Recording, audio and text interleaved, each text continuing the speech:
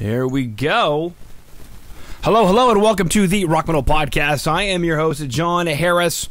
Today on the Rock Metal Podcast, we have SYNASTRY, and they have a new album called Civilization's Coma, which is released in November of 2020. Right now, I'm being joined by James to share some more information about this stellar release, the band coming back with this stellar release, and how this year has gone for them, what the boys have been up to. So, James, welcome to the show. Thanks, John. Thanks for having us, man. Absolutely great. Really cool. Yeah, it's great to have you on. Now, I guess I have so many questions, so many first questions. I need to pick a first question. Okay. So you mentioned trying to stay sane. So take us through this year, and quasi in the middle of that, my other first question is, so you guys are back. Tell us about that. And so I've kind of smashed it together in my head, James, as, was this the year? This was the year, I guess. I don't know, man. It just kind of happened. We had gone on hiatus in like 20. I don't even remember. It was like 2010, 2012, in between, somewhere in there. So like we had stayed friends because we're all best friends and brothers. So like we're just always with each other, like whether we're in the band or not. And we'd always like toyed with the fact, oh, you know what, we should get back together again. We had left stuff on a hiatus, and not like as a band breaking up. You know, like a different feeling as like from a breakup, right? Maybe we could like come back and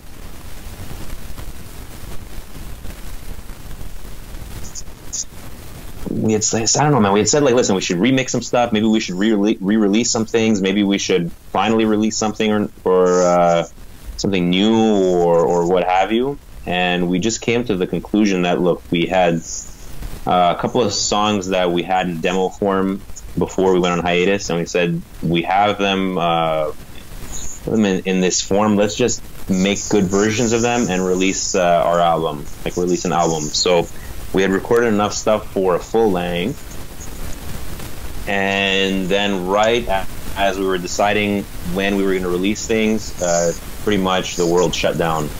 So we went from being inactive to being like ready to release a full length to having to like pivot and choose a new path, I guess you could say, which, I mean, with a pandemic and everything going on, like, we had to re-scramble, and we were ready to release this stuff, I think, at the beginning of the year.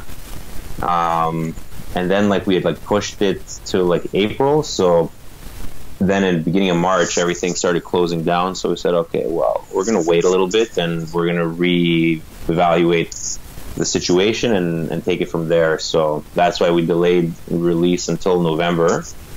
And that's it, man. We kept quiet. Like, we kept really quiet about it until like a month before the EP came out. So, and we started with, well, we released Dead to Me first as a single on all the streaming platforms, and then all three songs came out on the 27th. And the full length that we recorded, actually, we are going to release in batches of songs as an EP, as EPs. So, okay, is this then the first section of that, or is the full length then going to start, you say, next year? No, well, this is the first section of that, and we're going to be releasing the other two. I think what we're going to do is two other EPs, and then from those afterwards, I think we're going to release a full length with the rest of the songs, and maybe do like a physical copy, like either vinyl, like a limited run of vinyl, or a limited run of CDs. I'm not sure, maybe both. Things are still up in the air, so if we don't know that we can tour or do shows even locally, then I don't know. It would be kind of useless for a band like in our situation, where we're just reintroducing ourselves and, like, you know, getting ourselves re-exposed to listeners and stuff. Like, a lot of stuff's happened in 10 years, and like a lot of people have been added to the metal scene, right? So because of that, we're just kind of like feeling out the waters a little bit before we jump in. And you drop like 12 songs, and like you're just starting out again. Like people have like 12 songs and they just move on from them, right? So taking our time marketing them too. Like we don't want to rush anything. I mean, it's been 10 years practically since you're not going to blow your load in the last 6 months, right? With 10-year stretch. You are a unique man then, because most men cannot hold themselves back from doing such a thing. Must be all the yoga. I don't know. It must be all the yoga. Which brings a really good point, because I have friends who are in bands, and they're like, man, we got this, we just need to release it. And I'm like, you're such a man. No, don't just release it. Have a plan. Hold it back. Yeah. Wait for it. And so one of the questions I was going to ask is, why do the full length in this way with some EPs, gauging the market, if there's enough interest for people to buy vinyl, because limited run vinyl is expensive. Yeah. CDs, whatnot. But it sounds like you guys explained it. Like, hey, it's been 10 years. We are going to, not postpone the release, but what is it like? We're going to hold off a little bit. Yeah. Yeah. Defer, I guess. Is the best way to put it.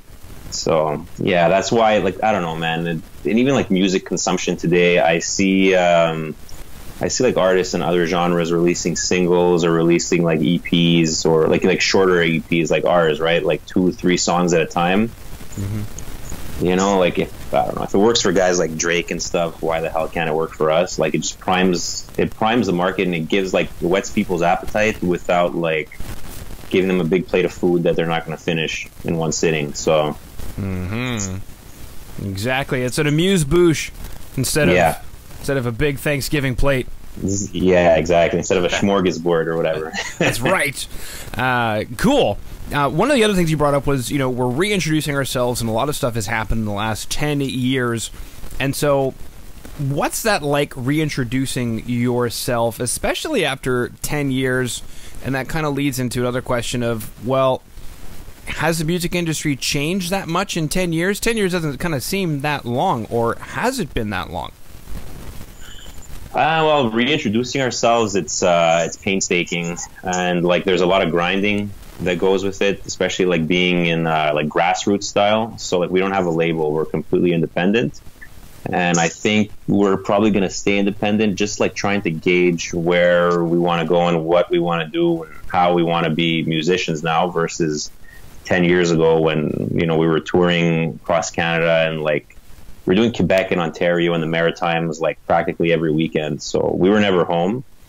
Things have changed, and like our mentality and our goals have changed. So I think the reintroduction part of like the live shows, it'll come when it comes, and we're not really worried about it. But to create like a digital footprint as much as possible, like that's the everyday grind right now with the band. And like I feel like a lot of bands maybe don't realize how important it is to just like having a footprint, like whether it's like on Instagram, Twitter, Facebook, like all these things are important, but like you just have to keep exist. Like you exist for as long as you make noise, right? So if you stop making noise, you're not going to exist anymore. And there's 100 things that are trying to get your attention as a consumer. So whether it's like another band, whether it's another type of media, or it's Netflix or whatever else, like we need to grab those people for like those 3.5 minutes to listen to our song, and to keep listening for the next 3.5 minutes, right? So it's it's a marathon, not a sprint. So 3-minute marathon, baby. Yeah, basically. Well, I think you just summed it up right there. Is that a lot of bands don't realize that it's not even just the 3 minutes. I mean, myself, I think I gave you guys 2 seconds because that's all I had time for. Yeah, and that's what it is, man. Yeah, it kind of sounds ridiculous, but if I were to actually sit here for 10 seconds and count out 10 seconds, that's an eternity when I have 100 emails to go through. And so I think one of the things you guys did, aside from really good songwriting, is that you have a really stellar production team here. Yeah. So Jean-Francois, I actually had him on the show recently because he just came out with some new stuff. Yeah, they did. Yeah. cool guy, and then I obviously know Christian. So take us through the production team. It says the guitars, bass, and drums were tracked with Jean-Francois. Was that done in Texas? No, it was done in Montreal. Okay. So, yeah, it was like the recording was kind of like a bit all over the place. So, like we tracked with JF. God, man, like it's a bit strange. Like we had tracked this stuff like a while ago, and then we kind of just had it in the bank. And then when we finally decided to like pull the trigger on it, like we ended up pulling the trigger. So like JF did drums, bass, and guitar. Mm-hmm. And Christian did my vocals, and then JF also mixed. And then we also did like samples and keyboards with Kevin Jardine from Slaves on Dope. Mm-hmm.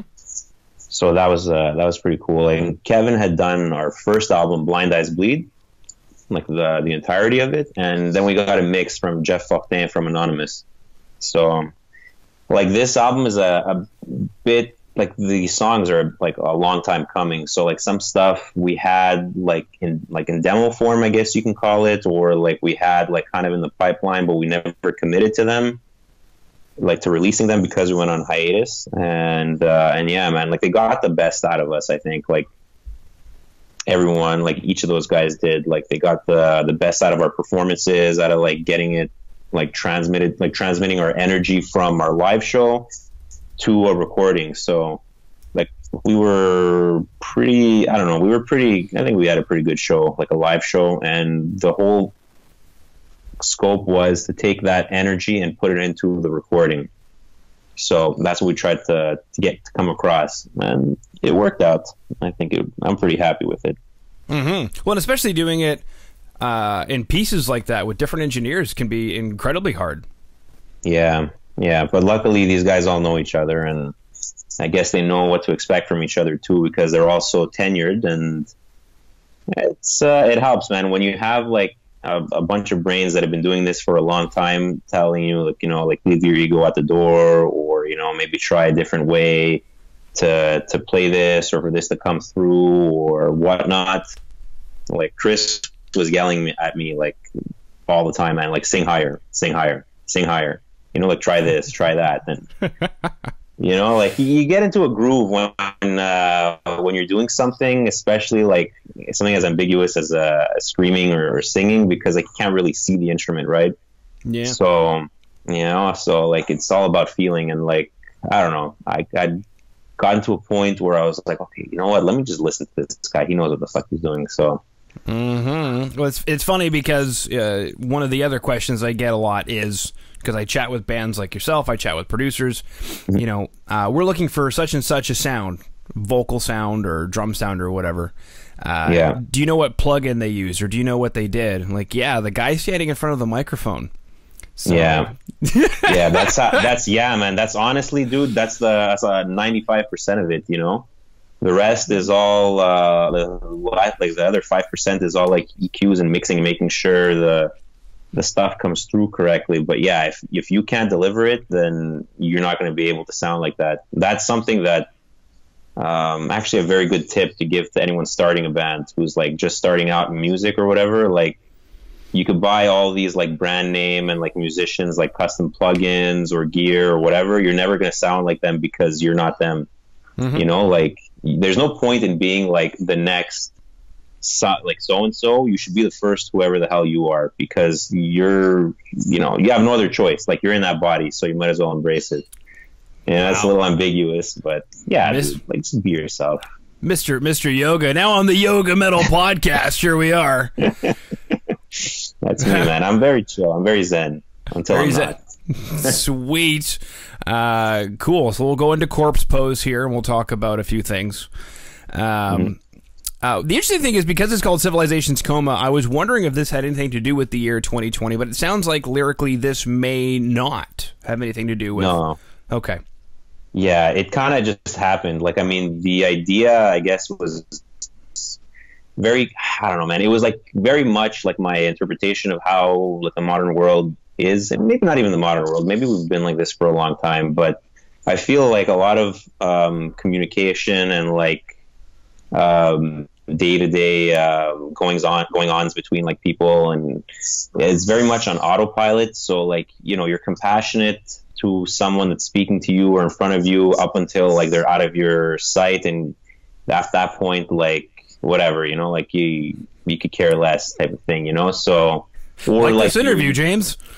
Nah.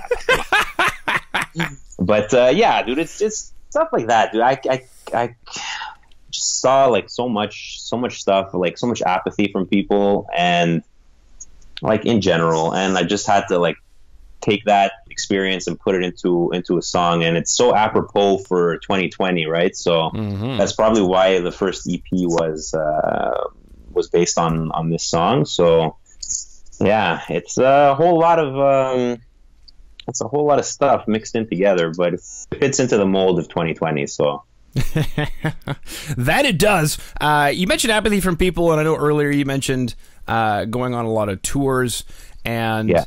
I imagine is that where you felt a lot of apathy from people, where for the time that maybe you're in town, they're your best friend, but then as soon as you leave, you never hear from them again, kind of thing? No, when we were on tour, everyone was generally cool to us, even like after the tour. Like we would try to keep in touch with everyone as much as we could. They would try to keep in touch with us, which was pretty cool. So like when we were touring, MySpace was a hot thing. So you could imagine like the time frame we're talking here. So we would try to keep in contact, man, you know, like, and most people were generally genuinely cool and like stayed cool even after we left town. But you know, it's other things too, man. It's like just the way like society might be structured, you know, like we have to, you know, you look out for yourself and whatnot, but there's a certain sense of compassion that you should have. I don't know, personally, I think like people should have a sense of compassion because they want to be compassionate, not just because it's expected in a social setting, you know.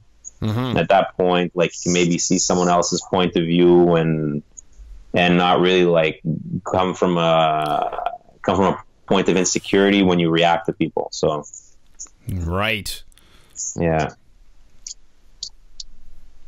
man. But then if I understand them, but my opinion creates me as an ego, but then I no longer have that opinion because I have two. Where do I go? Well, you have to do what's true to you. So you can't lose yourself being compassionate to other people, but you have to also like not. I don't know, man. You can't jam the knife into someone because they're like, oh, well, I think the sky's red. Well, the sky's blue, but whatever, you know. If you think it's red, cool. You know, you're not hurting anybody. But well, you know, there's some things like you gotta gauge. But the base level is like create like some form of compassion. Don't be an asshole type of deal. Yeah. So. Yeah. I mean, I thought the sky was gray, James, but well, right now it is, so we're on the same track.